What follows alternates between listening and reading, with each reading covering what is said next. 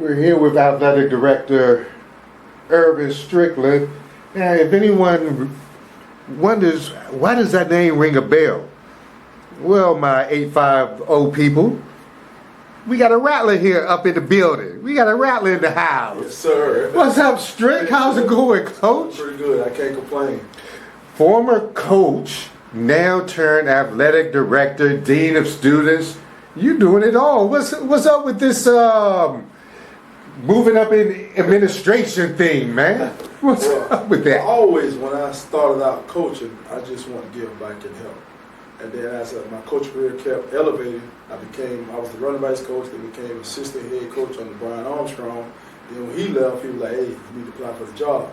And there ain't ready to be no head coach. I was so scared, and I applied, got the job, and it's like I was at Kathleen for 13 years as a head coach, but 18 overall. And my goal was, number one, to be the all-time winningest coach, past Tom Atwell, and then retire and get into administration. Well, that didn't work out.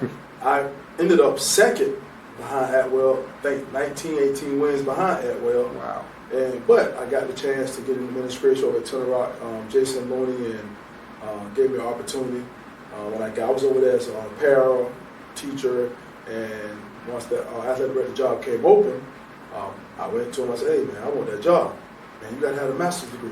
I got my master's degree in 2010. You got to have an ed leadership, 2010. Well, what else you need?" So he was like, "Let me make a phone call." Yeah, I know. 2 days later, I get a text message, "Welcome to the family." And I was like, "What this mean?" And so as soon as I said, "What this mean?" I got a phone call. "Hey, you got the job." So it's like, this is my third year. So in 2022, I took over as athletic director and dean of students. And now, just trying to make Tenoroc a special place, a hidden secret most people don't know about. What makes Tenoroc the hidden secret? People look down on Tenoroc. People look down on Tenoroc, and they don't know because where Tenoroc is at. And if you don't know where Tenoroc is at, you could be riding down Saturday Road, and next thing you know, a school pop up. And I knew about the school because we used to go over there with Coach Robson, who was my running backs coach in high school at Kathleen. We used to go over there and do 7-on-7 with him. But when I got over there, it was like, do I stay at this middle school or do I go? And I remember Coach Smith called me and said, "Hey man, I need some help." I said, "Man, listen, you get me out this middle school, I'm there. I don't care." So he ended up getting a job for me. And I got over there and it's like, I realized one thing.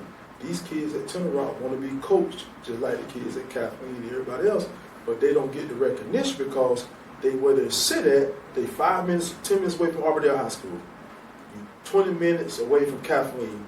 You're 20 minutes away from Lakeland High School. You're 25 minutes from Lake Gibson.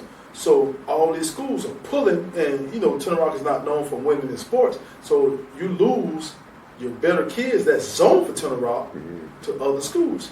And I can remember back in 21, right after COVID, Arbordale High School had 23 kids on their football roster. Varsity roster is supposed to be at Tenoroc. So it let me know, it's like, what if those kids was here? What if those kids was here playing for us and the program would take a turn and we got the program, Coach Smith, all of us did a great job, got the program turned around and we went to the playoffs for the first time. First playoff? Yes. Yeah. Went to the playoffs and, you know, Coach Smith retired, you know, and we knew he was going to retire. That's why we brought Troutman over. And I look at Troutman and the staff, and a lot of people don't know this. On this staff, it's 5 kids that play for us, for me, at Kathleen, on this staff. On the staff. On the staff. So people don't know what I'm doing, and I know what it takes to change the culture of a school and kids. And most important, I know these people I'm bringing, they love kids. They're not going to hurt these kids, so parents, you can trust my coaches, every last one of my coaches I got. And so we're just trying to change the culture and show people Tenoroc is a special place. What is it that drew you into coaching? Honestly, when I graduated from the prestigious Florida A&M University in 2000, I didn't have a job.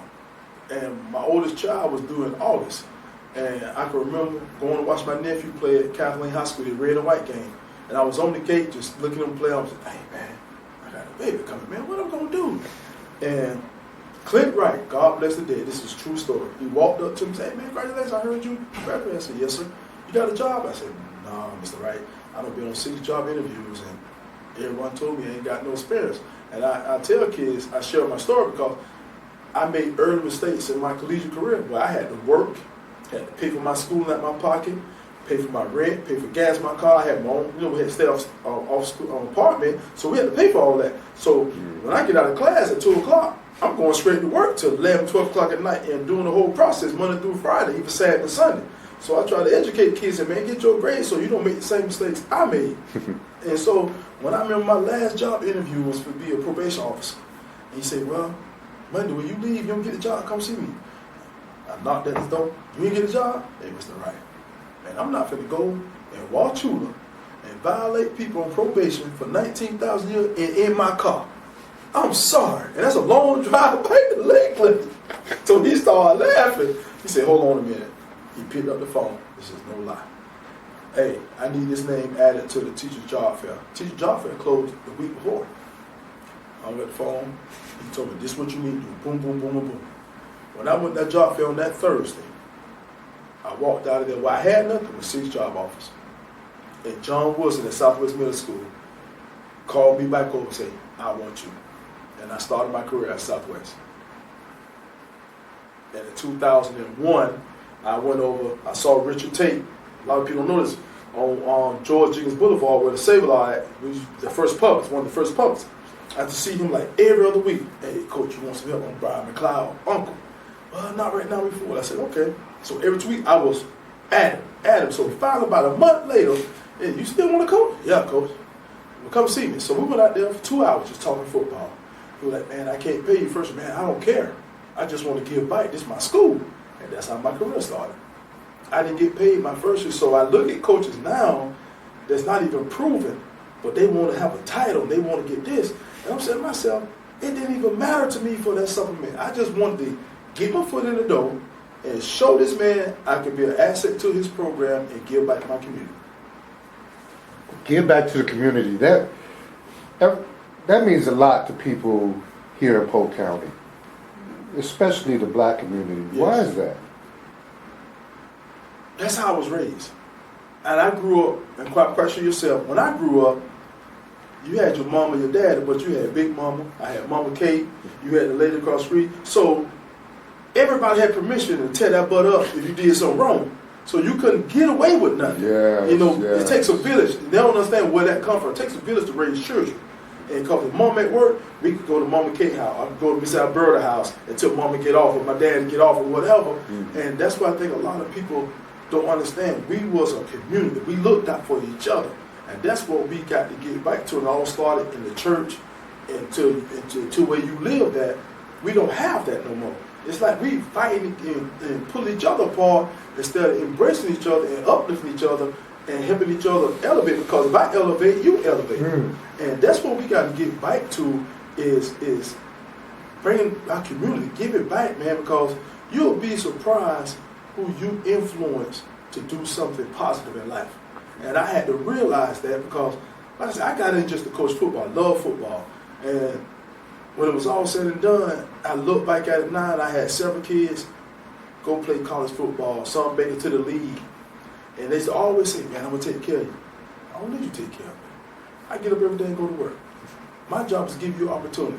As long as you're doing positive things, that's you taking care of me. And that's how you represent your family. Because the only thing you got is your last name and your character. That's only 2 things you got. If you tarnish both of them, you in some trouble. And I mean, my mama told me, said, boy, you got your last name and you got your character. And your last name, them people, you say Strickland, you Strickland your mama. Yes, ma'am. Oh, okay. So we knew, everybody knew, oh, I know your mama, boy, I know your daddy. So you couldn't get away with nothing. Right. And it wasn't no, they tell your mama what you did, mama didn't question them. Come here. Come here. And they had permission to beat your behind. So that's right. We got to get control of our community, show our kids that there is something in life other than being on the street corner, joining gangs and doing stuff you ain't got no business doing. Preach. talk about Tenoroc. You talked about it a little bit, being the hidden gem and all. What programs are you excited about this year? All of them. And I say that because, I was when I took over the job, I was nervous, just like I was nervous my first football game. But I was just like, you know what? And I can remember people telling me, man, you know sports. You know how to run a program. Run the football program was like being athletic director. You just in charge of more stuff now. And I got a great football staff. I got a great volleyball staff. I got some awesome cheerleaders that, man, these two cheerleaders in their senior year at Tenoroc didn't have a coach. They coached themselves. And I was like, that's what I want. Wow. Because I know they love it. And what made Kathleen special, people that was there loved that school. So if you love that school, you'll make it a special place. The people at Tenoroc love Tenoroc High School. From football all the way down to track and field. They love the school. And when you get out there, man, it's like, these kids are awesome, man. And it's like, because if you don't know, like, man, they go to Tenoroc, man. They can't win no ball games, whatnot. But the thrill of me with coaching is to prove people wrong. You ain't got to have 30 all-stars. Give me some kids that want to get on that gridiron. Mm-hmm. And that's what we did. And by that, I started to see, I'm having the same effect on these kids that I had at Kathleen. And these kids want to be coached and loved just like everybody else. And it opened up my eyes to that. Because I was at Kathleen for 18 years, and that's all I knew, Kathleen High School. A graduate from there, that's all I knew. So when I got over there, I was like, man, these kids want to be loved. These kids want to be successful. These kids want somebody to tell them I'm proud of them. And it's like, wow, this really is a special place. Like now, I'm at the top of building 3. That's my hallway. I'm going to let them walk. Hey, man, hey, go back. What? Go back. Now, come on. Good morning, coach. They know what it's I speak to everybody. And I call, why you got to call my first name? Because you ain't speak to me. So I want kids to know that somebody cares. Somebody's looking at them and say, man, I'm proud of it. Because we never know what kids go through when they leave that school. Sometimes that schoolhouse is their safe haven. Yeah. So what could the people expect from Tenoroc? Let's just say 5 years from now. It's going to blossom in all aspects, from education to after-school activities to sports, because I'm a true firm believer, in order to play sports or participate in after-school activities, you got to have your education, you got to have your grades. And the staff and the admin team there, we're doing a great job of creating new avenues for these kids. We graduated last year 76.6 graduation rate, and the year before we was at 70%. So that's a big jump. And we got a lot of kids that is doing some great things. So people, I'm on social media, you'll start to see me posting and stuff about my kids. Like I got my fall sports academic awards, all-stars coming out. I'm going to highlight all the kids and all the fall sports who carries a 3.0 or higher while playing sports. For me, that is awesome. Yeah, and let us know that too. Yeah. That we can highlight them as well. Yeah, it's very hard to accomplish that. So and I'm not saying nothing about the other kids that's below, but I want them kids to shoot for that. I want my picture on social media. I want my picture around the school. So that's one of the things I'm doing new is recognizing our kids more because they deserve it. And if I feel like they deserve it, their parents deserve it, and you'll get more parent involvement. Look at what my kid doing. Sometimes I know parents we're tired. We work long hours. But look at what my kid is doing. My kid used to be out here doing the wrong things, but they playing sports and still maintaining over a 3.0 GPA. Man, that's something to be talked about. Really? And we got a great staff. We got a great admin team. And from the admin team all the way down to the cafeteria workers and the janitors, we care about kids. And I tell people, man, sometimes this is their 3 meals. Or they 2 meals, and kids be taking food home, man, go ahead, man. Or you just don't never know what kids go through. And I told a kid the other day, I said, hey, man, you think I really get up at 4:30 every morning and come here to be a butthole? No. It's 24 years. I do this because I love what I do. I love working with kids. But I got to follow the rules just like you.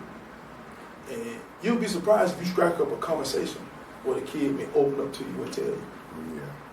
But I'm very excited that 5 years from now, it won't be the same Tenoroc. If you people don't know, you come out there now, they got a housing development to the left. They're almost done with that. They finna go across the street and start phase 2. Saddle Creek Road is gonna be a 4-lane road within the next 5 years. So it's building, and you know Saddle Creek lead right into Berkeley, and Berkeley is booming out there. So it's gonna, Tenoroc is gonna be a talked about place. You heard it here first. It's gonna be a talked about place within 5 years. And as Coach Troutman told us, we're building it one rock at a time. I want to thank our guest, Coach Strickland.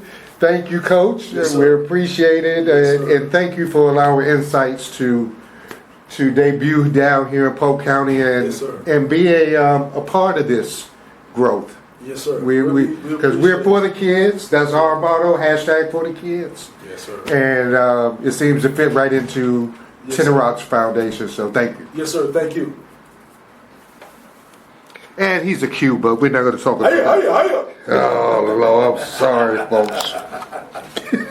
All right, y'all come on in.